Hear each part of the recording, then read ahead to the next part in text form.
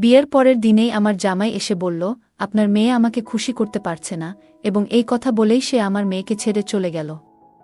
এই কথা শুনে আমার যেন মাথায় আকাশ ভেঙে পড়ল। আমি আমার মেয়েকে অনেক নামী ডাক্তারদের কাছে নিয়ে গিয়েছিলাম, কিন্তু সকলেই বললেন ওর শরীরে কোনো ত্রুটি নেই, সবকিছুই স্বাভাবিক। তারপর একদিন আমার মেয়ে আমাকে বলল, মা, আমার এক বন্ধু বলেছে যে একটি মন্দিরের কাছে একজন সাধু বাবা থাকেন, যিনি সব সমস্যার সমাধান করতে পারেন। তাই আমি মেয়েকে নিয়ে সেই সাধুর কাছে গেলাম। সেখানে সাধু বাবা বললেন, একে 7 দিন আমার এখানে থাকতে হবে। আমি আমার জ্ঞানে তৈরি করা বিশেষ তেল ওর শরীরে প্রয়োগ করব, তবেই সমস্যা দূর হবে। তার কথা আমার মেয়ে আমি সেখানে রেখে চলে আসি। কিন্তু আমার মনে অনেক ভয় শুরু হয় মেয়েকে একা রেখে আসার কারণে। তাই আমি মেয়েকে দেখতে সাধু বাবার কাছে যাই। সেখানে গিয়ে যা দেখলাম তাতে আমি অবাক হয়ে গেলাম। সাধু বাবার ঘরের দরজা খুলতেই চোখ গেল পাশের একটি ঘরে। সেই দৃশ্য দেখে আমার হৃদয় থমকে গেল। মনে হচ্ছিল যেন মাথা ঘুরে পড়ে যাব। আমার মেয়ে কিভাবে এমন কিছু করতে পারে তা বিশ্বাস হচ্ছিল না। সাধু বাবা, বন্ধুরা, আজকের গল্পটা অনেক বেশি স্পেশাল, আশা করি তোমাদের ভালো লাগবে। তাই গল্পগুলো ভালো লাগলে ভিডিওটি লাইক, শেয়ার এবং চ্যানেলটি সাবস্ক্রাইব করো। আমার নাম রুমি, আর আমার মেয়ে আমার জীবনের একমাত্র সহায়। আমার স্বামী আমার মেয়ের জন্মের কিছুদিন পরই মারা যান। তবে স্বামীর রেখে যাওয়া সম্পত্তির কারণে আমাদের অর্থের কোনো অভাব হয়নি। স্বামীর সমস্ত সম্পত্তি আমার নামে করে যাওয়ায় আমাদের জীবন বেশ সচ্ছল ছিল। স্বামীর চলে যাওয়ার পর আমি একাই আমার মেয়েকে বড় করে তুলেছি। যখন সে বিয়ের যোগ্য হয়ে উঠল, আমি তার বিয়ের আয়োজন করতে শুরু করলাম। বিয়ের প্রস্তুতির জন্য আমার শাশুড়ি ও জেঠানি গ্রামের বাড়ি থেকে এসে সাহায্য করলেন, যার ফলে মেয়ের বিয়েটা খুব সুন্দরভাবে সম্পন্ন হয়। তখন আমি খুবই খুশি ছিলাম যে মেয়ের বিয়ের সমস্ত দায়িত্ব ঠিকঠাকভাবে শেষ হয়েছে। বিয়ের কিছু রীতিনীতি বাকি ছিল, আর আমি সব আত্মীয়-স্বজনদের বিয়েতে আমন্ত্রণ জানিয়েছিলাম। সবাই আমার সাথে অত্যন্ত ভালো ব্যবহার করেছেন, কখনো কোনো সমস্যা তৈরি হয়নি। তবে বিয়ের পরে আমার মেয়েকে সেখানে একা রেখে আসতে আমার মন কিছুতেই স্থির হচ্ছিল না। তাকে একা রেখে আসা যেন ঠিকঠাক মনে হচ্ছিল না। তাই আমি আবার ফিরে গেলাম মেয়ের কাছে। সেখানে পৌঁছে যা দেখলাম তাতে আমার মাটি যেন পায়ের তলা থেকে সরে গেল। আমার স্বামীর অনুপস্থিতি যেন আমার জীবনে তেমন কোনো শূন্যতা তৈরি করেনি। চারপাশের সবাই নিজের মতো করে আমাকে সহায়তা করছিল। তাদের এই ভালোবাসা ও সহযোগিতায় আমার চোখে জল এসে গেল। আমার মনে হচ্ছিল, যদি আজ আমার স্বামী বেঁচে থাকতেন তাহলে মেয়ের বিয়েতে কতটাই না খুশি হতেন। কিছু দিনের মধ্যেই আমার মেয়ের বিয়ে ধুমধাম করে সম্পন্ন হল। সে তার শ্বশুর বাড়ি চলে গেল। বিদায়ের সময় আমি খুব কেঁদেছিলাম, কারণ সে ছিল আমার স্বামীর শেষ স্মৃতি। কিন্তু মেয়েরা তো একদিন না একদিন শ্বশুরবাড়ি চলে যায়। তাই আমি মেয়ের সুখী জীবনের জন্য ঈশ্বরের কাছে প্রার্থনা করলাম। সবকিছু মিটে যাওয়ায় আমার মনে এক শান্তি এলো। আমি ভগবানের কাছে কৃতজ্ঞ ছিলাম যে তিনি আমার মেয়েকে ভালো একটি পরিবার দিয়েছেন। পরের দিন হল ঘরে বসে আমি মেয়ের স্মৃতিতে অশ্রুসিক্ত হচ্ছিলাম। এই পৃথিবীর নিয়মটাই অদ্ভুত। সারা জীবন নিজের হাতে বট করে তোলার পর মেয়েকে একদিন অন্য কেউ এসে নিজের ঘরে নিয়ে যায়। কাঁদতে কাঁদতে যখন মনে একটু হালকা অনুভব করছিলাম, তখন পাশের ঘর থেকে আমার ফোনের ঘণ্টি বাজতে লাগল। মেয়ের চলে যাওয়ার পর অতিথিরাও ধীরে ধীরে বিদায় নিয়েছিল। কেবল ঘনিষ্ঠ কয়েকজন আত্মীয় ঘরে রয়ে গিয়েছিল, যারা সবাই ঘুমিয়ে পড়েছিল। কিন্তু আমি তখনও হল ঘরে একা বসেছিলাম। বিয়ের পরদিনই মেয়ের অনুপস্থিতিতে বাড়িটা একেবারে ফাঁকা ফাঁকা লাগছিল। একদিনের মধ্যেই যেন সব বদলে গেছে। ঘরে একা বসে থাকতে অস্বস্তি হচ্ছিল, তাই একটা গভীর শ্বাস নিয়ে নিজের ঘরে চলে গেলাম। কিন্তু ততক্ষণে ফোনের রিং বন্ধ হয়ে গেছে। বিছানায় শোয়ার আগে মেয়ের সুখের জন্য আবারও ভগবানের কাছে প্রার্থনা করলাম, যেন সে তার নতুন সংসারে সুখী থাকে। পরের দিন অতিথিরাও বিদায় নিল, আর আমি পুরোপুরি একা হয়ে গেলাম। আমার বাড়ির কাজের লোকের কাজ শেষ করে চলে যেত, ফলে বাড়িতে আমি একাই থাকতাম। আজ মেয়ের বিয়ের দ্বিতীয় দিন, আর গৃহপরিচারিকা কাজ দ্রুত সেরে এসে জিজ্ঞেস করল সে একটু আগে যেতে পারে কিনা। তার কাজ শেষ হয়ে যাওয়ায় তাকে অনুমতি দিলাম। কিছুক্ষণ পরে আমার জামাই মেয়েকে নিয়ে হঠাৎ বাড়িতে চলে এলো। মেয়েকে দেখে খুব খুশি হলাম, কিন্তু জামাই যখন বলল যে সে মেয়েকে আমার কাছেই রেখে যাবে, তখন আমি স্তব্ধ হয়ে গেলাম। এত শীঘ্রই সে মেয়েকে ফিরিয়ে দেবে ভাবিনি। মনে হলো হয়তো কোনো রীতি বা অনুষ্ঠান বাকি আছে, তাই তারা এসেছিল। কিন্তু জামাই বলল, আপনার মেয়ে আমাকে খুশি রাখতে পারছে না, তাই আপনি ওকে নিজের কাছেই রাখুন। এই কথা শুনে আমার লজ্জায় মাথা নত হয়ে গেল। কিভাবে কথা বলবো বা কি প্রশ্ন করব তা কিছুই বুঝতে পারছিলাম না। মেয়েও মাথা নিচু করে দাঁড়িয়েছিল। জামাই যখন মেয়েকে রেখে চলে যেতে চাইল, তখন আমি তার হাত ধরে বোঝানোর চেষ্টা করলাম। আমি বললাম, দয়া করে এমনটা করবেন না। আমি ক্ষমাপ্রার্থী যদি কোনো ভুল হয়ে থাকে। আমি ওকে বুঝিয়ে বলবো। ও এখনো নতুন, সংসার জীবনের অনেক কিছুই জানে না। যদি কোনো ত্রুটি হয়ে থাকে তবে আমি আপনার কাছে ক্ষমা চাইছি। এত তাড়াতাড়ি সিদ্ধান্ত নেবেন না। দয়া করে ওকে আবার নিজের বাড়িতে নিয়ে যান। আমার মনে হচ্ছিল যদি লোকে শুনতে পায় যে বিয়ের পরের দিনই জামাই আমার মেয়েকে ছেড়ে দিয়ে গেছে, তাহলে কত কথাই না উঠবে। কিভাবে মানুষকে বোঝাবো আর তাদের প্রশ্নের কি উত্তর দেব? লোকে যদি আমার মেয়ের চরিত্র নিয়ে কিছু বলে, আমি সেটা সহ্য করতে পারবো না। সত্যি কি আমার মেয়ের কোনো ভুল ছিল, নাকি জামাই আমাকে মিথ্যে কিছু বলছে, এখনো জানি না। তবে আমার কথা তার উপর কোনো প্রভাব ফেলল না। সে আমার দিকে তাকালো না, বরং হাত ছাড়িয়ে বলল, আপনার মেয়েকে এখানেই রেখে যাব, এবং চলে গেল। তখন আমার মনে নানা প্রশ্ন জাগতে লাগল। হয়তো মেয়ে কিছু বলতে অস্বীকার করেছিল, হয়তো তাদের মধ্যে কোনো ঝগড়া হয়েছিল। চোখে জল নিয়ে মেয়ের দিকে তাকালাম, দেখলাম সেও কাঁদছে। তাকে নিয়ে ঘরের ভেতর এসে বসলাম। এরপর আমি মেয়েকে নামকরা ডাক্তারদের কাছে নিয়ে গিয়ে পরীক্ষা করালাম। কিন্তু সব ডাক্তারই বললেন যে সে সম্পূর্ণ সুস্থ, ওর মধ্যে কোনো ত্রুটি নেই। তখনই আমি সিদ্ধান্ত নিলাম যে জামাইয়ের কাছে গিয়ে সরাসরি জিজ্ঞেস করব, যখন আমার মেয়ে সম্পূর্ণ সুস্থ, তাহলে আপনি এমন অভিযোগ কেন তুললেন? মেয়েকে বললাম, আমি এখনই এর উত্তর খুঁজে বের করব। আমি ভাবছিলাম যে জামাইয়ের কাছে প্রশ্ন করবই। আমার কথা শুনে মেয়ে বেশ ভয় পেয়ে গেল এবং তার হাত কাঁপতে লাগল। সে বলল, মা প্লিজ, তুমি ওকে কিছু বলো না। কে জানে ও তোমার কথা শুনবে কি না। যদি রাগ করে আমাকে ছেড়ে চলে যায় বা অন্য কিছু করে বসে। মেয়ের কথা শুনে আমার মন আরও জটিলতায় ভরে উঠল। আমি লক্ষ্য করছিলাম এই বিষয়ে কথা বলার সময় মেয়ে চোখ সরিয়ে কথা বলে, যা আমার কাছে অদ্ভুত লাগছিল। কিন্তু মেয়ের জন্য সবকিছু চুপচাপ সহ্য করছিলাম। আমার মন তখন দ্বিধায় ছিল, কার ভুল আর কার কথা সত্যি। সত্যটা জানা আমার জন্য সহজ ছিল না, তবে তাড়াহুড়ো করে কিছু সিদ্ধান্ত নেওয়া ঠিক হবে না।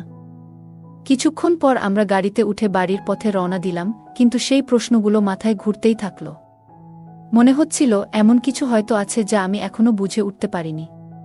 হয়তো জামাই মেয়েকে পছন্দ করে না এবং অন্য কাউকে পছন্দ করে, তাই সে আমার মেয়েকে দোষ দিচ্ছে, নাকি সত্যিই আমার মেয়ের মধ্যেই কোনো ভুল আছে। এইসব চিন্তা আমাকে আচ্ছন্ন করে রেখেছিল। এইসব ভাবতে ভাবতেই কখন যে আমরা বাড়ি পৌঁছলাম টের পাইনি। কিছুক্ষণ পর মেয়ে নিজের ঘরে চলে গেল। রাতের খাবার শেষে সে আমার জন্য চা বানিয়ে এনে আবার নিজের ঘরে চলে গেল। কিছুক্ষণ পর সে শান্ত কণ্ঠে আমার কাছে এসে বলল, মা, আমার এক বান্ধবী বলেছে গ্রামের বাইরে এক মন্দিরের পাশে একজন সাধু বাবা থাকেন, যিনি সব সমস্যার সমাধান করতে পারেন। যদি সেখানে যাই হয়তো কিছু সমাধান মিলবে। মেয়ের কথা শুনে অবাক হলাম। বললাম, ঠিক আছে, তুই যদি তাই চাস তবে আমরা সেখানে যাব। ভাবলাম, যদি সত্যিই সেই সাধু বাবার কাছে কোনো সমাধান থাকে তবে হয়তো মেয়ের জীবন আবারও সুন্দর হয়ে উঠবে। আমার সম্মতি পাওয়ামাত্রই মেয়ে যেন তাড়াহুড়ো করে প্রস্তুত হয়ে গেল। তার এমন তাড়াতাড়ি দেখে একটু অবাক হলেও বেশি মনোযোগ দিলাম না। আমরা সাধু বাবার কাছে যাওয়ার জন্য রওনা হলাম এবং কিছুক্ষণ পর সেখানে পৌঁছলাম। কিন্তু সেই জায়গার পরিবেশ দেখে কিছুটা চমকে গেলাম। সাধারণত যেখানে সাধু বাবার কাছে ভিড় থাকে সেখানে আজ কেউ নেই। চারপাশে অদ্ভুত নীরবতা আর এক ধরনের অস্বস্তিকর অনুভূতি ছিল। আমি আর মেয়ে সেই কক্ষে প্রবেশ করলাম আর চারপাশে চোখ বুলিয়ে দেখলাম। সাধু বাবার কাছে পৌঁছেই মেয়ের পরিস্থিতির সব কথা বললাম। তিনি মনোযোগ দিয়ে সব শুনলেন এবং বললেন, আপনার মেয়েকে 7 রাত এখানে থাকতে হবে। আমি তাকে বিশেষ তেল দিয়ে মালিশ করব। এসব বলতে গিয়ে তিনি একবারও আমাদের দিকে তাকালেন না। তার দৃষ্টি নিচু ছিল আর তিনি মন্ত্রপাঠে ব্যস্ত ছিলেন। তার এমন আচরণে আমার ভেতরে কিছুটা অস্বস্তি হচ্ছিল। কিন্তু ঠিক কী ব্যাপারটা অস্বাভাবিক মনে হচ্ছে তা বুঝতে পারছিলাম না। মেয়েকে সেখানে 7 দিন রেখে যাওয়ার চিন্তা মন থেকে মেনে নিতে পারছিলাম না, তবুও যেন পরিস্থিতির চাপে বাধ্য হলাম। মেয়ের জীবনে শান্তি ফেরানোর জন্য আমি এই সিদ্ধান্ত নিলাম। কারণ জানতাম সমাজে তালাকের কালিমা নিয়ে মেয়ের বেঁচে থাকা সহজ হবে না। ধনী হোক বা গরিব, আমাদের সমাজে দোষ সবসময় মেয়ের ঘাড়েই পড়ে, তাই নিজের মনকে শক্ত করে তাকে সেখানে রেখে বাড়ি ফিরে এলাম। কিন্তু বাড়িতে এসেও মন যেন ওই সাধু বাবার কাছেই পড়ে রইল। সবকিছু যেন কিছুটা অস্বাভাবিক ঠেকছিল। বারবার মনে হচ্ছিল আমি কি কোনো ভুল কিছু করলাম নাকি। আবার বিকেল হতে না হতেই মনে হলো আবারও সেখানে যাওয়া উচিত। প্রথমে ভাবলাম কিছু খেয়ে একটু শান্ত হয়ে যাই, তারপরই যাব। কিন্তু মনের মধ্যে অশান্তি এতটাই বাড়তে লাগলো যে আর অপেক্ষা করতে পারলাম না। বাড়ি থেকে বেরিয়ে সেখানে ফেরার জন্য প্রস্তুতি নিলাম, তৈরি হচ্ছিলাম, তখন হঠাৎ পাড়ার এক মহিলা আমাকে ডেকে বললেন, এই রাতবেলায় কোথায় যাচ্ছ? সব ঠিক আছে তো? তোমাকে বেশ চিন্তিত লাগছে। তার কথা শুনে থমকে গেলাম। কিছু না বলে বেরিয়ে গেলে হয়তো সে সন্দেহ করত আর প্রশ্ন করতেই থাকত, অন্যদেরও জানিয়ে দিতে পারত। তাই বললাম, না, তেমন কিছু না। মায়ের কাছে যাচ্ছি, মনটা খারাপ লাগছে, মাকে খুব মনে পড়ছে। আমার মাকে সবাই চিনত, মাঝে মাঝে তিনি আমার এখানে 1 সপ্তাহের জন্য এসে থাকতেন। তখন পাড়ার সবাই তার কাছে আশীর্বাদ নিতে আসত, মাও তাদের সবার সঙ্গে খুব আন্তরিকতার সঙ্গে মিশতেন। আমার মুখ থেকে মায়ের কথা শুনে প্রতিবেশী বললেন, হ্যাঁ, তুমি ঠিকই বলেছ। তোমার মেয়ের বিয়ে হয়েছে বলে হয়তো একটু একাকিত্ব অনুভব করছ। বলে তিনি আমার পাশে এসে দাঁড়ালেন এবং নানা বিষয়ে কথা বলতে শুরু করলেন। কিন্তু তখন তার সঙ্গে কথা বলার কোনো ইচ্ছাই ছিল না। আমার মন ছিল শুধু মেয়েকে নিয়ে। ভাবছিলাম কত ভেবেচিন্তে মেয়ের জন্য এই সম্পর্ক ঠিক করেছিলাম যাতে সে সুখে থাকে। কিন্তু কে জানতো এমন পরিস্থিতি তৈরি হবে। প্রতিবেশী তখনও নানা বিষয়ে কথা বলেই যাচ্ছিলেন, কিন্তু আমার মন সেখানে ছিল না। শুধু চাইছিলাম কোনোভাবে তার থেকে মুক্তি পেতে। তিনি আবার জিজ্ঞাসা করলেন, তোমার কি কোথাও যাওয়ার ছিল?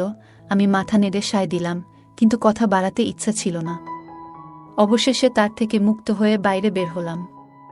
পুরো সময় মেয়েকে নিয়ে ভাবছিলাম, আর একটা অজানা আশঙ্কায় মন ছটফট করছিল। মনে হচ্ছিল এভাবে চলতে থাকলে যেন শান্তি আর ফিরে পাব না। আমার মনের ভেতরে প্রশ্ন আর সন্দেহ ক্রমাগত ঘুরছিল। ভাবছিলাম প্রতিবেশীকে যদি সব বলে দিই, সে হয়তো আরও রং লাগিয়ে এই ঘটনাটা পাড়ার সবার মাঝে ছড়িয়ে দেবে। মেয়ের এই পরিস্থিতি আমাকে এতটাই লজ্জিত করে তুলেছিল যে কারো সামনে যাওয়ার সাহস পাচ্ছিলাম না। আমার মেয়েকে জামাই বাড়িতে রেখে গেছেন 2 দিন হলো, আর আশেপাশের মানুষ কি বলবে সেই চিন্তাও মাথায় ঘুরছিল। কোনো সিদ্ধান্তে পৌঁছাতে পারছিলাম না, মনে শুধু ঘুরছিল কেন জামাই এমন সিদ্ধান্ত নিলেন। কেন বললেন যে আমার মেয়ে তাকে সুখী করতে পারছে না। এই চিন্তা মাথায় নিয়ে আবার সেই জায়গায় পৌঁছালাম যেখানে কয়েক ঘন্টা আগেই মেয়েকে রেখে এসেছিলাম। গাড়ি থেকে নেমে গভীর শ্বাস নিলাম আর দ্রুত পা চালিয়ে ভেতরে ঢুকলাম। কারণ মেয়েকে নিয়ে একরাশ সন্দেহ আর চিন্তা আমাকে ঘিরে ধরেছিল। এই দিনে কারো ওপরও বিশ্বাস করা কঠিন, তাই দ্রুত মেয়ের কাছে পৌঁছানোর জন্য এগিয়ে যাচ্ছিলাম। আমার মেয়ে কি ঠিক আছে? জানি না 1 ঘন্টায় সে কেমন আছে। সাধু বাবার ঘরের দরজা খুলতেই চোখ গেল পাশের একটি ঘরে।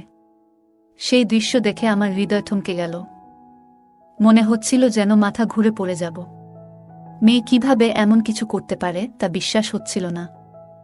দেখলাম মেয়ে সামনে বসে, আর 30 বছরের মতো এক যুবক, যাকে সবাই সাধু বাবা বলতো, তার মাথা মেয়ের কোলে রেখে শুয়ে আছে। দুজনেই হাসতে হাসতে কথা বলছিল। আমি বাইরে থেকেই তাদের কথাগুলো শুনতে পাচ্ছিলাম।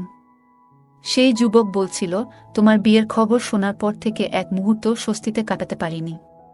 আমার মেয়ে তার হাত ধরে মৃদু হেসে বলছিল, এই জন্যই তোমাকে তোমার কাছে নিয়ে এসেছি, যেন তুমি নিশ্চিত হও যে আমার স্বামী আমাকে কখনো স্পর্শ করেনি।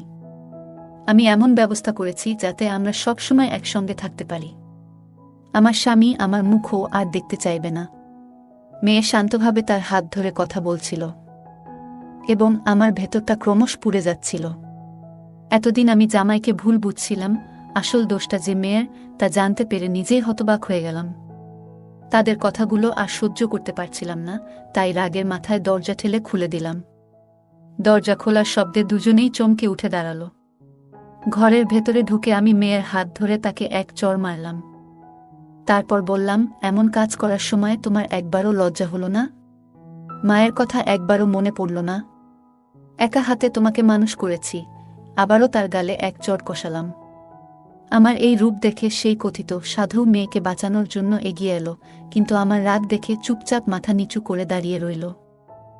রাগে ফুঁসতে ফুঁসতে মেয়েকে জিজ্ঞেস করলাম, তুমি তোমার স্বামীকে এমন কি বলেছ যে সে তোমাকে বাপের বাড়িতে রেখে চলে গেল? তখন মেয়ে কাঁদতে কাঁদতে আস্তে আস্তে বলল, আমি স্বামীকে বলেছি, কেন তুমি আমার সঙ্গে বিয়ে করলে? আমি সন্তান জন্ম দিতে পারবো না, আমার দ্বারা কোনো সন্তান হবে না। তুমি কেন তোমার জীবন নষ্ট করছো? আমাকে ছেড়ে দাও, আমার মা তোমাদের সবার সাথে প্রতারণা করেছে। মেয়ের মুখ থেকে এই কথা শুনে মাথায় হাত দিয়ে বসে পড়লাম। এতটাই রাগ হলো যে মনে হলো তার গলা টিপে ধরে সব শেষ করে দিই। আমার মেয়ে এমন কৌশলে সবকিছু করল কিভাবে? আমি তো কখনো এমন শিক্ষা দিইনি। তবু কেন এমন পথে সে হাঁটল? তখন মেয়ে মাথা তুলে বলল, মা, আমি ওকে ভালোবাসি আর তাকেই বিয়ে করব। সে তখন নির্ভয়ে আমাকে তার কথাগুলো বলছিল, সাহস নিয়ে মুখের উপর বলছিল। কিন্তু সেই সময় আমি কিছু বলিনি, তাকে টেনে নিয়ে বাড়িতে চলে এলাম। বাড়িতে ফিরে তাকে বুঝানোর চেষ্টা করলাম, দেখো মেয়ে, আবেগে ভেসে কোনো সিদ্ধান্ত নিও না। জানি তুমি ওকে ভালোবাসো, কিন্তু ভাবো, এখন তোমার বিয়ে হয়ে গেছে, এখন তোমার একজন স্বামী আছে এবং তোমার জন্য নিজের সম্পর্কের দিকে মনোযোগ দেওয়া জরুরি। আমি তাকে অনেক বোঝানোর চেষ্টা করেছিলাম, কিন্তু সে আমার কোনো কথাই শুনতে চাইছিল না। অবশেষে নিরুপায় হয়ে আমি তাকে তার স্বামীর কাছে নিয়ে গেলাম। তার স্বামীর সামনে গিয়ে আমি সব সত্যি কথা বলে দিলাম এবং আমার মেয়ের পক্ষ থেকে ক্ষমাও চাইলাম। এটা শুনে তার স্বামী বলল, না, আমি আর তাকে আমার সঙ্গে রাখতে পারব না। যে মেয়ে অন্য একজনের জন্য নিজের স্বামীকে ছেড়ে দিতে পারে সে কখনো সুখী হতে পারবে না। আমি এত বড় মনের মানুষ নই যে সব কিছু জেনে শুনে এমন একজন মেয়েকে গ্রহণ করব। আমি তাকে তালাক দেব এবং অন্য কারো সঙ্গে বিয়ে করব। আমি তার সামনে মাথা নত করে দাঁড়িয়েছিলাম। আমি জানতাম সে একজন খুব ভালো মানুষ এবং আমার মেয়ে তার সঙ্গে খুব সুখী হতে পারত। আজ না হোক কাল সব ঠিক হয়ে যাবে বলে আমি আশা করেছিলাম। কিন্তু আমার সমস্ত প্রচেষ্টা সত্ত্বেও সে আমার কথা মানেনি। অবশেষে তার স্বামী আমার মেয়েকে তালাক দিল এবং অন্য কারো সঙ্গে বিয়ে করল। এরপর আমি আমার মেয়ের বিয়ে সেই ব্যক্তির সঙ্গে দিয়ে দিলাম যাকে সে সত্যিই ভালোবাসত। সে তার প্রথম স্বামীকে স্পর্শ করতেও চায়নি, তাই আমি সিদ্ধান্ত নিলাম যে তার দ্বিতীয় বিয়ে সেই ব্যক্তির সঙ্গেই হওয়া উচিত যাকে সে ভালোবাসত। আমি আমার মেয়েকে রাগান্বিত হয়ে বললাম, আজ থেকে তোমার সাথে আমার আর কোনো সম্পর্ক নেই, আর কোনো দিনও আমার সামনে আসার চেষ্টা করো না। তোমার বাবা চলে যাওয়ার পর আমি একা তোমাকে বড় করেছি। তুমি তখন খুব ছোট ছিলে। চাইলে আমি অন্য কারো সাথে বিয়ে করে নতুন জীবন শুরু করতে পারতাম, কিন্তু আমি সেটা করিনি। তোমাকে সঠিক শিক্ষা ও ভালো জীবন দেওয়ার চেষ্টা করেছি যাতে তোমার কোনো অভাব না হয়। কিন্তু তার পরিবর্তে তুমি আমাকে কি দিলে? এই কথাগুলো বলে আমি তাকে বাড়ি থেকে বের করে দিলাম। কিভাবে সে এখন বাঁচছে, কেমন আছেন তার স্বামী, এসব নিয়ে আমি আর কোনো খোঁজ খবর রাখিনি। তার বিয়ে হয়েছে 7 বছর হলো, আর এই 7 বছরে একবারও সে আমার কাছে আসেনি। তবে হঠাৎ একদিন সে এসে আমার সামনে দাঁড়ালো এবং বলল, মা, আমি যে মিথ্যা বলেছিলাম যে আমি সন্তান সম্ভবা হতে পারি না, সেটা এখন সত্যি হয়ে গেছে। এই 7 বছরে আমি কখনোই মা হতে পারিনি। এখন শাশুড়ি আমার স্বামীকে অন্য কাউকে বিয়ে করার জন্য বলছেন, কারণ আমি তাকে কখনো বংশের উত্তরাধিকার দিতে পারব না। এ নিয়ে আমাদের মধ্যে প্রায় ঝগড়া হয়। তাকে আমি বললাম, তুমি যে ভুল করেছিলে তার ফলই এখন ভুগছ। সে তখন আমার সামনে হাত জোট করে বলল, মা, আমি তোমার কাছে অপরাধী, আমাকে ক্ষমা করে দাও।